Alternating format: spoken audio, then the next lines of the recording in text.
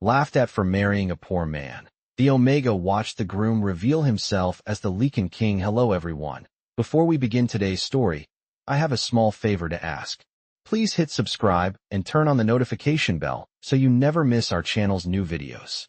It's quick, free, and the best way to support us in bringing you more dramatic stories. Your support means the world to us. Where are you watching from? Drop your city or country in the comments below. Thank you very much. Now, back to Elena Whitmore. The morning air carried the clean bite of pine and frost as Elena stood at the edge of the ceremonial grounds, her hands folded, her shoulders straight, her expression calm in a way that took years to learn, because calm was the only armor an Omega like her was allowed to wear. The platform ahead gleamed with polished stone, banners shifting gently in a light breeze, and yet the crowd gathered around it felt heavy, like a held breath waiting to turn into laughter. Elena had heard the whispers long before she arrived, measured in glances and half-smiles, in murmurs that slid between rows like shadows at sunset. She was the Omega who chose wrong, the woman who had looked at the world's ladder and stepped off it on purpose. Lucas Hale stood a few feet from her, dressed simply, his jacket clean but worn at the cuffs, his posture relaxed in a way that unsettled people who believed worth should announce itself loudly. He did not look nervous, and that only sharpened the amusement of those who watched. Someone near the front let out a soft laugh, the kind meant to be shared, and it rippled outward until the sound settled into a low hum of judgment. Elena felt it brush against her skin like cold air through an open door. She knew exactly what they saw when they looked at Lucas, a man without rank, without title, without the invisible scent of power that made others step aside. They saw a poor man, and in their world, poor meant small. She also knew what they saw when they looked at her, an Omega who should have waited, who should have hoped for a better bargain, who should have been grateful for whatever scraps fate offered. The officiant cleared his throat, and the noise softened but did not disappear. Elena met Lucas's eyes, and in them she found something steady, something unhurried, as if time itself had decided to slow down around him. Her pulse eased. She remembered the day she chose him, the way the room had gone quiet when she spoke his name, the way disappointment had curled into delight on other faces because her choice made their own seem wiser by comparison. The banners stirred again, and sunlight caught on the stone, bright enough to make people squint. Elena lifted her chin. If they were going to laugh, they would laugh at her standing. If they were going to judge, they would judge her unbowed. She had learned long ago that dignity was not given, it was practiced. And as the ceremony prepared to begin, with all eyes fixed on the Omega who married a poor man, Elena Whitmore breathed in, grounded herself, and waited, unaware that the quiet beside her was not emptiness at all, but a promise holding its breath. The officiant's voice carried across the stone, calm and formal, but it did little to still the energy curling through the crowd as eyes kept drifting back to Lucas, measuring him, dismissing him, then measuring Elena again as if waiting for regret to finally show on her face. It did not. She listened to the words without clinging to them, her attention instead fixed on the small details that grounded her, the steady warmth at her side, the faint scent of cedar on Lucas's jacket, the way the wind brushed past her ankles like a quiet reassurance. Somewhere behind her, someone whispered that this would be a lesson, that Omegas who aimed too low eventually learned their place, and a few soft chuckles followed, polite enough to pretend they were not cruel. Elena did not turn. She had learned that turning gave people permission. Lucas shifted his weight slightly, not away from her, but closer, close enough that she felt the subtle change in air, close enough to remind her that she was not standing alone. The officiant asked the first question, and Elena answered clearly, her voice steady, every syllable deliberate. The sound carried farther than she expected, and for a moment the murmurs faltered, surprised by her certainty. When it was Lucas's turn to speak, a hush fell that felt less like respect and more like curiosity, as though everyone wanted to hear how a poor man would dare claim an Omega in front of those who believed she could have done better. He spoke simply, without embellishment, and something in his tone unsettled the front rows, not loud or commanding, but composed, as if he were agreeing to something long decided. A few brows knit together. Someone scoffed. The sound bounced once against the stone and faded. Elena felt a strange tightening in her chest, not fear, but anticipation she could not quite name. The officiant paused, glancing down at the ceremonial script, then back up, his expression flickering with uncertainty as if the air itself had shifted a fraction of an inch. Sunlight moved across the platform, brightening Lucas's profile, and for the first time Elena noticed how still he was, not stiff, but balanced, like someone who understood exactly how much space he occupied. The crowd shifted again, impatience creeping in, and a voice rang out from the side, sharp with mockery, calling this a waste of time, suggesting that perhaps Elena would reconsider before sealing her mistake. A few heads nodded. The suggestion hung there, waiting for her to flinch. She did not. She lifted her chin, eyes forward, and the moment stretched, thin and bright as a wire. Lucas inhaled slowly, deeply, and when he exhaled, the sensation rolled outward, subtle but undeniable, like the pressure change before a summer storm. Conversations died mid-syllable. The officiant faltered, his hand trembling as he lowered it to his side. Elena turned her head then, just enough to look at Lucas, and what she saw there was not the quiet patience of a man resigned to being overlooked, but something older, steadier, and awake. His gaze met hers, and for the first time since the ceremony began, there was no distance in it at all, only recognition, as if he were silently asking whether she trusted him. Elena's heartbeat steadied. Whatever came next, she had already chosen, and she held his gaze without hesitation as the world around them seemed to draw in a collective breath. The silence deepened until it felt deliberate, as though the ground itself had decided to listen, and in that pause the crowd began to grow restless, discomfort replacing amusement when nothing unfolded the way they expected. Elena sensed it before she heard it, the subtle shift from confidence to uncertainty, the way people adjusted their footing and glanced at one another for cues. This was not how public lessons usually went. Someone near the edge cleared their throat loudly, trying to break the tension, and another voice followed with a brittle laugh that sounded practiced, insisting this was all theatrics, that no matter how calm the poor groom looked, reality would catch up soon enough. Elena felt a familiar sting at the word poor, not because it was new, but because of how easily it was used to shrink a person. She had grown up hearing it whispered about her own worth, a quiet measurement meant to remind her where she stood. Lucas did not react. He remained still, hands relaxed at his sides, his attention focused forward as if the noise behind him barely registered. The officiant attempted to continue, his voice regaining its formal cadence, but his eyes kept flicking toward Lucas, as though he were standing beside something he could not quite define. Elena listened, nodded at the appropriate moment, and answered again when prompted, her voice unwavering. With every word she spoke, the crowd seemed to lean in, searching for a crack, a tremor, any sign that she would falter. None came. A man in a tailored coat stepped forward slightly, his expression sharp with authority earned through proximity rather than merit, and he spoke just loudly enough to be heard, suggesting that ceremonies like this were meant to honor strength, not sentiment, and that choices carried consequences. Elena recognized him as someone who had once offered her polite attention when he believed she might elevate his standing. She met his gaze without blinking, then looked away, uninterested in revisiting a path she had never truly wanted. Lucas turned his head then, just a fraction, his eyes settling on the speaker with a calm that felt heavier than anger. The man hesitated, words trailing off, as if he had suddenly forgotten what he intended to say. A ripple of unease spread through the onlookers. Sunlight shifted again, catching in Lucas's hair, and for an instant Elena thought she saw something different there, a quiet intensity that had nothing to do with the borrowed simplicity of his clothes. Her pulse quickened, not from fear, but from the strange sense that she was standing at the edge of something larger than the ceremony itself. The officiant swallowed, and pressed on, voice careful now, as though every syllable mattered more than before. When Lucas answered again, his words were few, but the effect was immediate. The air seemed denser, the way it did before a heavy rain, and conversations died out entirely. Elena felt a warmth at her side, steady and grounding, and realized it was not the sun but Lucas, close enough now that she could sense the controlled strength beneath his stillness. She remembered the first time she had met him, the absence of pretense, the way he listened without calculating what her presence could offer him. That memory settled her completely.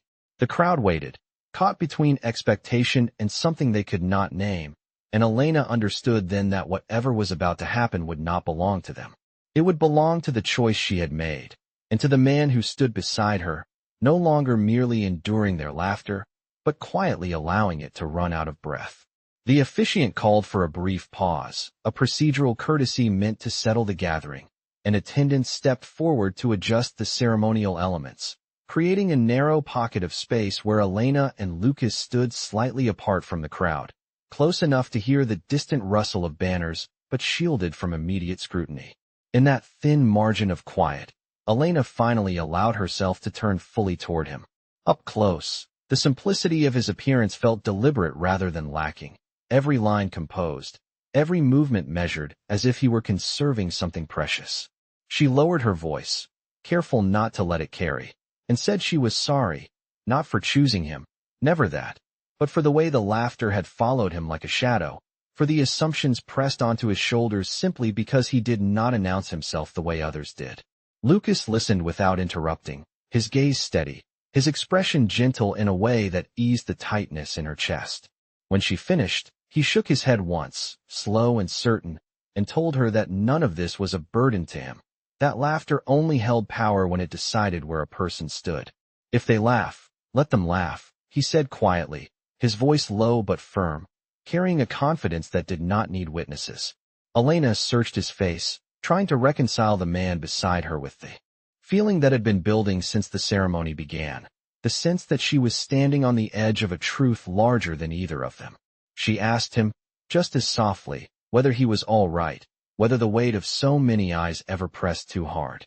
Lucas smiled then, not wide, but real, and told her that he had learned a long time ago how to stand still in storms, how to let noise pass without stepping into it.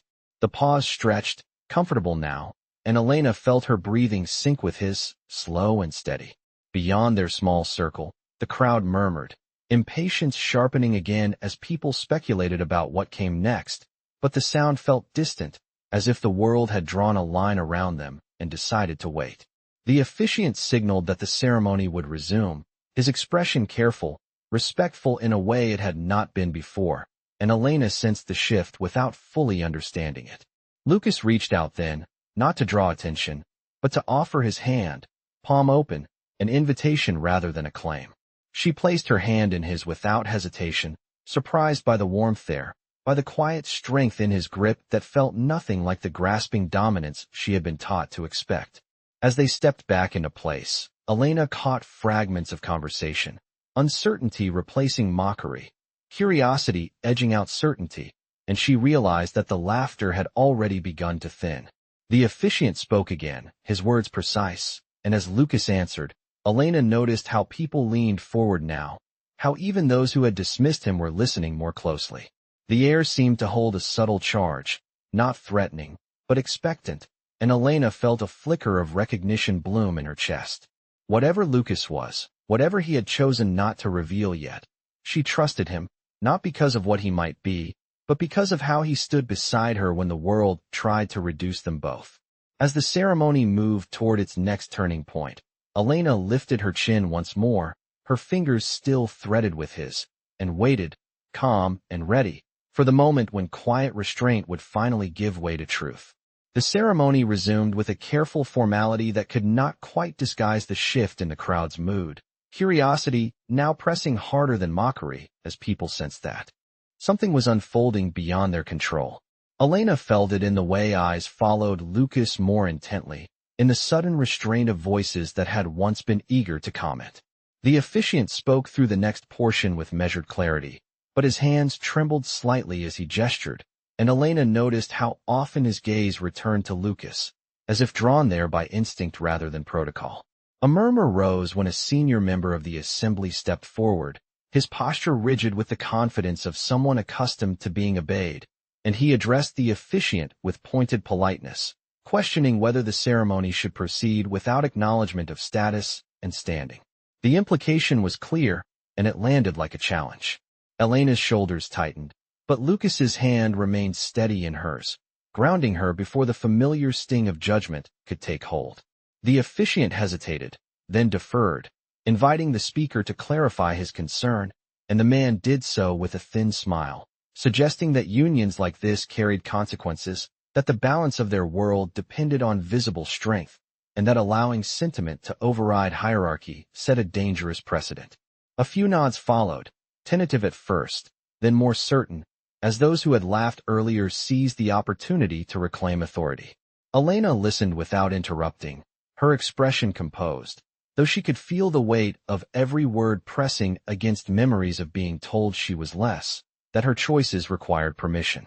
She drew a slow breath, preparing to speak, but Lucas moved first, lifting his chin just enough to signal attention without demanding it. The shift was subtle, yet immediate, as if the air itself leaned toward him.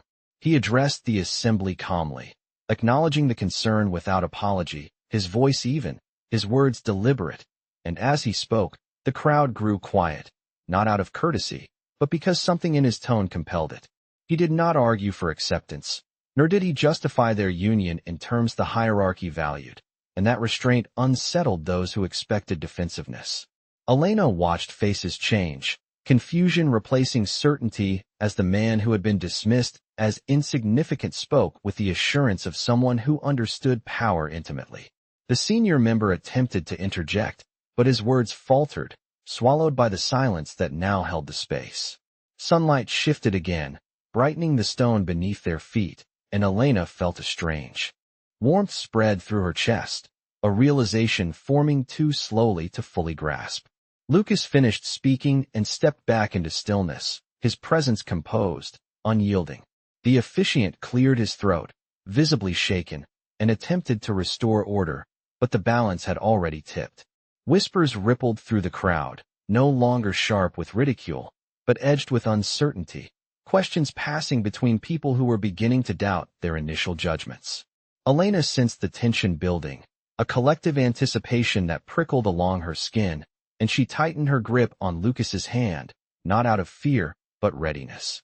She knew now that the ceremony had moved beyond a simple exchange of vows, that it had become a moment of reckoning, and she stood prepared to face it with the same quiet dignity that had carried her this far. As the officiant announced the next step, his voice unsteady but resolute, Elena felt the space around them narrow, the crowd drawing closer, and in that charged stillness, she understood that the laughter which had once defined this gathering had lost its power, replaced by a waiting silence that could only be broken by truth. The officiant's words faded into the charged stillness as Lucas released Elena's hand, not as an act of distance, but with the deliberate care of someone stepping into a role long prepared for. He took one measured step forward, and the space responded, not with force, but with recognition, as if the ground itself acknowledged a truth it had been waiting to hear. Conversation stopped entirely. Even the wind seemed to slow. Lucas reached to his collar and removed a simple clasp that had gone unnoticed until now, holding it between his fingers long enough for the light to find it. The metal caught the sun, revealing an ancient sigil etched with precise lines, a mark known to every realm though rarely seen so close. A ripple moved through the assembly, not laughter this time, but a sharp intake of breath, followed by a silence that pressed inward. The senior member who had spoken earlier stared, his confidence draining from his posture as recognition settled across his features. Lucas did not raise his voice when he spoke, and yet every word carried, clear and steady, as he stated his name in full, not as a challenge, but as a fact that required no defense. Lycan King. The name moved through the crowd like a current, whispered at first, then repeated with growing certainty, until it reached the edges and returned transformed, heavier with understanding. Elena felt the moment before she fully understood it, the shift from anticipation to revelation sending a quiet shock through her chest. She looked at him, truly looked, and saw the alignment of every detail she had noticed but not named, the stillness, the restraint, the unassuming confidence that had never asked permission. The officiant's hands shook openly now as he lowered his head, his voice catching as he addressed Lucas with a respect that bordered on awe, acknowledging the Lycan King in a tone meant for history rather than ceremony.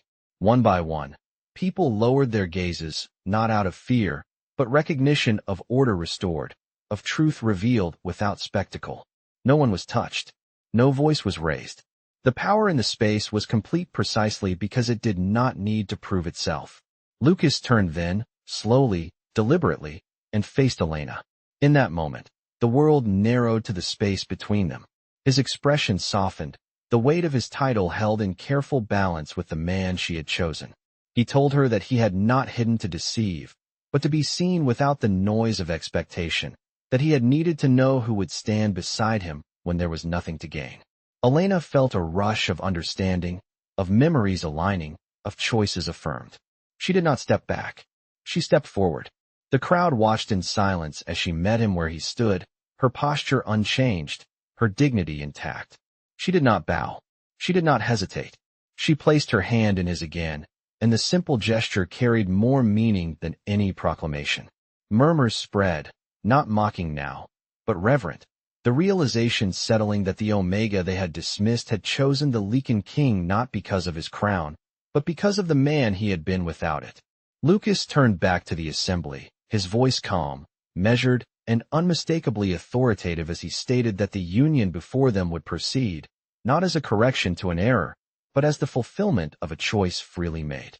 The officiant nodded, deeply, and resumed the ceremony with renewed clarity. Elena stood at Lucan's side, heart steady, aware that everything had changed and yet nothing essential had shifted at all. The laughter that once filled the air had vanished, replaced by a quiet respect that settled like evening light, and in that stillness, the truth held, complete and unchallenged. The ceremony did not end with the revelation. It transformed, settling into a gravity that commanded attention without demanding it. The officiant continued with renewed composure, his voice steady now, shaped by the understanding that he was witnessing history rather than presiding over routine. Around them, the assembly adjusted, posture changing as people recalibrated their place within a reality that had shifted beneath their feet.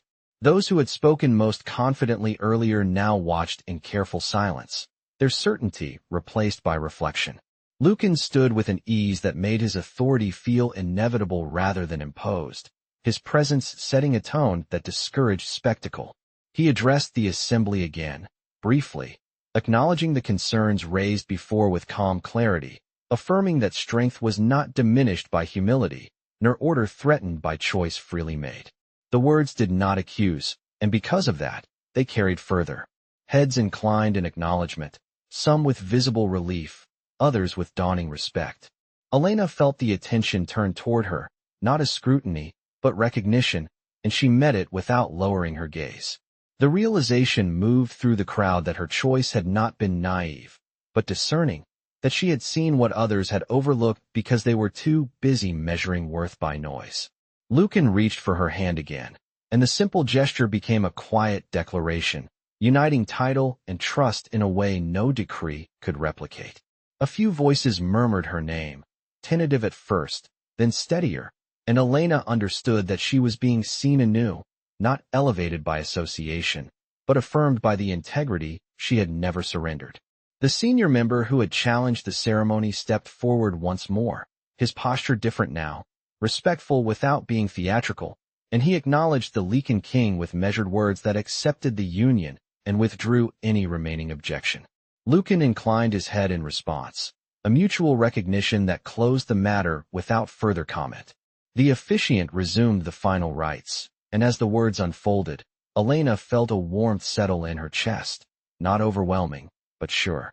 She spoke when prompted, her voice clear, and Lucan answered in turn, his tone unwavering, the cadence of commitment carrying across the stone. The assembly listened, fully present, aware that the moment belonged to more than tradition. When the officiant declared the union complete, the silence that followed was profound, then gradually filled with a sound that was not applause, but collective acknowledgement, a respectful murmur that rose and softened like wind through tall grass. Lucan turned to Elena, his expression open, and thanked her, not publicly, but quietly, for choosing him when there had been no promise to reveal. She smiled, a small, genuine expression that held relief and pride in equal measure, and told him that she had chosen honesty over expectation and would do so again. Together they faced the assembly, not above it, but aligned with it, and Lucan spoke one final time, stating that the path forward would honor both strength and compassion, that the order he upheld had room for dignity in all its forms. The crowd responded with a unified bow of acknowledgement, not coerced, but earned. Elena stood beside him, heart steady, aware that the laughter which had once defined her place had been replaced by something quieter and far more enduring. In that calm, she understood that recognition was not a gift bestowed by power, but the natural consequence of standing firm in truth, and as the gathering slowly began to disperse, the world felt newly balanced, ready to move forward on a foundation that had been revealed rather than imposed. As the assembly dispersed and the ceremonial grounds gradually emptied, the air softened, tension releasing in slow degrees as people carried the weight of what they had witnessed into quiet conversations beyond the stone. Elena remained where she was for a moment longer, fingers still intertwined with Lycan's, her senses catching up to the reality that had unfolded so quickly yet felt inevitable in retrospect. When they finally turned away from the platform, attendants stepped back instinctively, offering space without instruction, and Elena felt the unfamiliar sensation of deference brushing against her awareness. It was not intoxicating. It was disorienting. Lycan guided her toward a quieter path lined with tall pines, their needles filtering the light into gentle patterns that moved with the breeze. There, away from the echo of ceremony, Elena exhaled fully for the first time. She admitted what she had been holding since the moment his name was spoken aloud. The shock, the sudden recalibration of memory, the fear that perhaps she had misread everything even as her heart insisted she had not. Lycan listened as he always had, without interruption, his attention focused entirely on her, and when she finished, he told her the truth she needed most, that nothing she believed about him had been wrong, that the man she chose was the same man who now stood revealed, only with a responsibility he had learned to carry quietly. He explained that the crown he bore had taught him restraint long before it granted authority, that anonymity had been his refuge, and that he had wanted to be known without the distortion of power. Elena absorbed his words slowly, the pieces settling into place, understanding now why his calm had never felt performative, why his confidence had never demanded validation. She told him that she had chosen him because he had never tried to claim her worth, because he had stood beside her rather than above her, and that choice remained unchanged. Lycan smiled at that, a soft expression that carried gratitude without possession, and he thanked her again, this time for trusting her own judgment when the world insisted she should doubt it.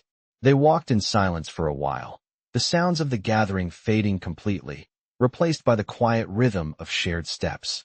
Elena noticed how her thoughts had shifted, how the old reflex to brace for dismissal had loosened its hold, replaced by a steadier confidence rooted not in status, but in self-recognition. She realized that being seen differently did not require her to become someone new. It simply required others to catch up to who she had always been. When they returned toward the inner grounds, people paused, not to stare, but to acknowledge, respectful nods replacing curious glances, and Elena accepted them with composed grace, neither shrinking nor posturing. Lycan matched her pace, his presence constant, reinforcing that whatever roles awaited them beyond this day would be navigated together. As the sun dipped lower, casting longer shadows across the stone, Elena felt a quiet resolve take shape within her. She understood now that the laughter she once endured had never defined her limits, only revealed the smallness of those who needed it. The truth had not arrived with force or spectacle, but with patience, integrity, and the courage to stand still until the world adjusted. Beside Lycan, she felt grounded, not elevated, aware that recognition earned through dignity endured longer than any title. And as they moved forward into what came next, Elena carried with her the certainty that she had not been chosen by power, but had chosen truth, and that choice had reshaped everything. The final moments of the day unfolded without urgency, as if time itself had chosen to slow in acknowledgement of what had been set in place. Lanterns were lit along the inner grounds, their warm glow softening the stone and drawing the evening into something intimate rather than grand.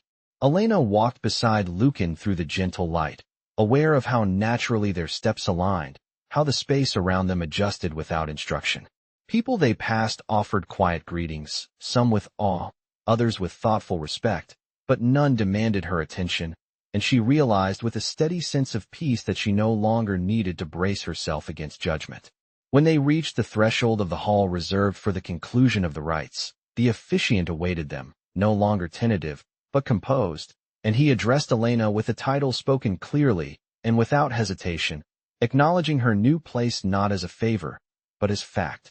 The words settled over her without weight, not changing who she was, only confirming what had already been proven. Lycan turned to her then, his voice low enough that only she could hear, and told her that whatever paths lay ahead would not erase the life she had lived before this day, that her strength had been forged long before a crown was named, and that it was that strength he trusted most. Elena felt emotion rise, not overwhelming, but full, and she answered him honestly, telling him that she did not need promises shaped by power, only the assurance that they would continue to choose each other with the same clarity that had brought them here.